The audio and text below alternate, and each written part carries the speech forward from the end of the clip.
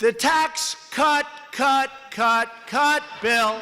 Many provisions of President Trump's signature 2017 Tax Cuts and Jobs Act, or TCJA, are set to expire at the end of 2025. He's promised to make the Trump tax cuts permanent and to cut taxes even more. The Journal spoke to 3 economists who specialize in corporate taxes, pass-through business taxes, we'll explain what that means in a bit, and taxes for individuals. We asked them, what effects did the 2017 tax cuts have, and what happens if they expire?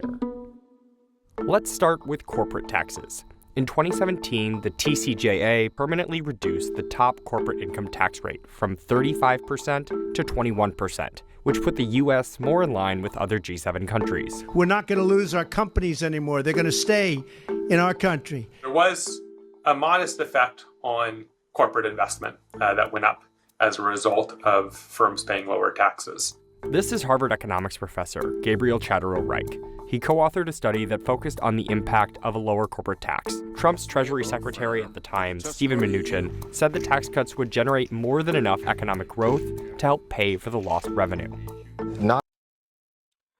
So while they're just getting started into some of these segments, it's actually interesting to kind of go back and see what these tax cuts did. I'm curious to see how they actually affect them and how they broke it up into a variety of segments that could impact American citizens. This is obviously one of the biggest components of his platform, of his campaign. He was saying how he was going to bring tax cuts into America. And so actually the success of these tax cuts from his previous term in office is actually very relevant, in my opinion, for how this could play out in the future. So I think this is going to be a very interesting segment they have to cover here.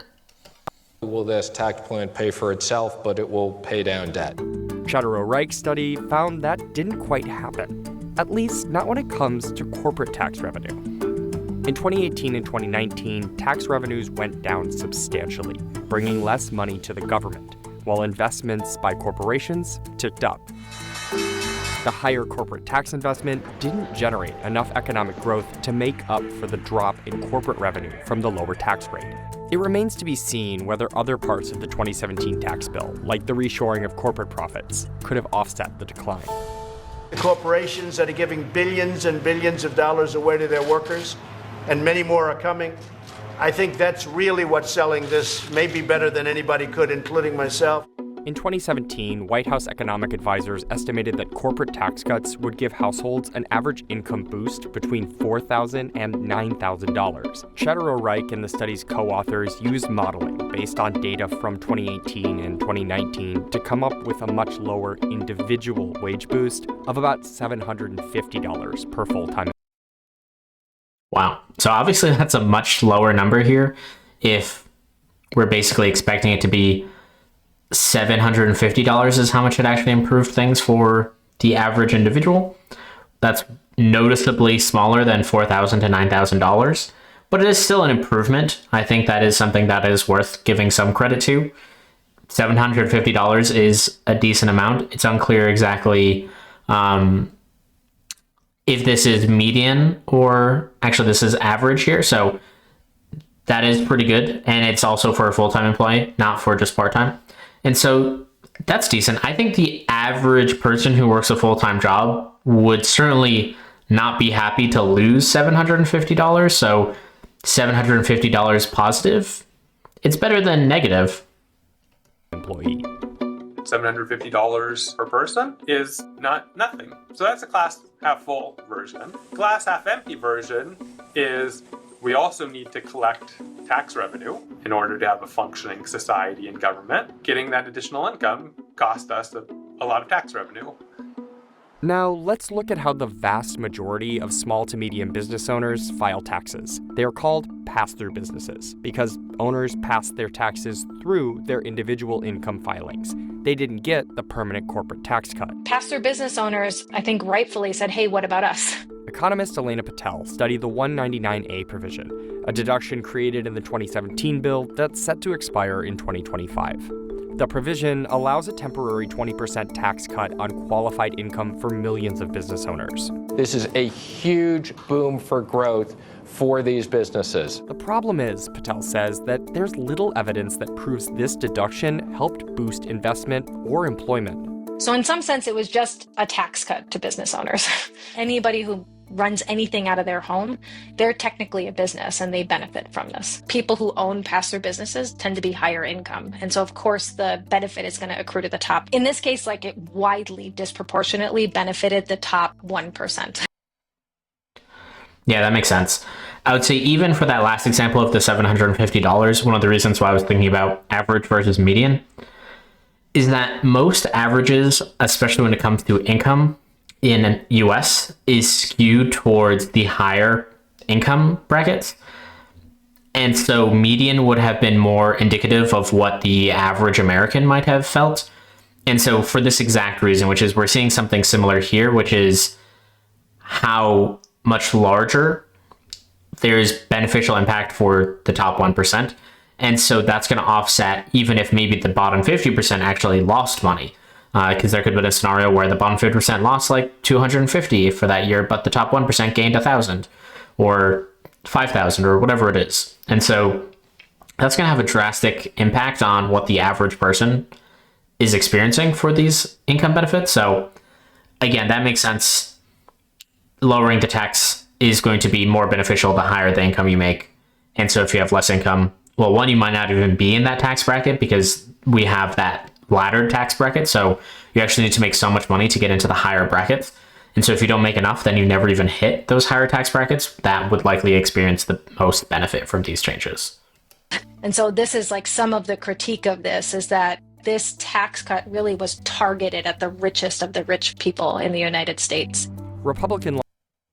Yeah, of course. I think that's basically Trump's entire, well, maybe it's not his entire message. Obviously, he says he's helping the average everyday person, but as we saw from like his inauguration in this last segment, he basically had the wealthiest people there. The wealthiest people are the ones who are the happiest about Trump being in office. They want to work with him. They want to get benefits. They want the tax cuts. And so this is where there's definitely a gray line here. And I think this is, in my opinion, why he was voted, which is I hope people who are voting for Trump for tax cut purposes understand taxes to a fundamental level to know whether or not they would have benefited from it or not. So I'm going to assume the people who voted for him were hoping for tax cuts and know that they would have benefited from tax cuts. Unfortunately, there might be some people who don't realize that maybe they are too low income for that to have been possible. But that is my hope. Maybe they voted for him for other reasons, but certainly for the tax cut purposes, I would assume if this is something you really care about, you should know whether you're going to gain a benefit and which tax rates and which brackets you're in. Lawmakers argued that the 199A deduction needs to be renewed. We will see even more closed for business signs up and down Main Street when their federal tax rate jumps to over 40%. If the deduction is extended, it's estimated to reduce federal revenue by nearly $700 billion over the next 10 years. When it comes to tax cuts for individuals, Democrats largely criticized the 2017 tax bill for benefiting only the rich. The president is part of the top 1%, and the bill is aimed to help the top 1%. Williams College economics professor John Bacchia says the reality is more complicated. People in the top 1% of the income distribution got a tax cut that's equal to about 2% of their income. Whereas for the middle class and lower income people, the tax cut was smaller as a percentage of their income. For people in the bottom 20% of the income distribution, the poorest 20%, tax cut was about 0.5% of their income. The percentages look small, but in dollar amounts, the difference between the cut for the top 1% and the bottom quintile. So actually, from their own math, the top 5-ish% actually came out the best in this scenario. But yeah, this is how percentages work. If you have a bigger pie and you divide up a fraction of it, it's going to be a bigger slice. Quintile is, on average, more than $60,000. The Congressional Budget Office estimates the cost of extending the individual income tax cuts as more than $3.25 trillion over the next 10 years, and more than $400 billion in increased interest. And then the question will be, how much will they offset with spending cuts? But those spending cuts might very much impact low and moderate income people. Democrats warned that extending the 2017 tax cuts will come at the expense of programs that help Americans. The safety net is under assault. This whole thing feels a bit like a scam. It is really tax cuts for billionaires. Republicans have made clear they will not hesitate to bleed healthcare programs dry. We're working right now to get everybody on board. I think everybody wants to be on this train and not in front of it. In February, House Republicans passed a budget blueprint that calls for at least $1.5 trillion in spending cuts and no more than $4.5 trillion in tax cuts over the next decade. The Committee for a Responsible Federal Budget, a nonprofit group that favors lower deficits, estimates that Trump's tax priorities would reduce government revenues between $5 to $11 trillion over the next 10 years. Elon Musk's Department of Government Efficiency has signaled that the work he's doing could help lower taxes. As we're finding savings, that's going to translate directly to reductions in tax. So. Yeah.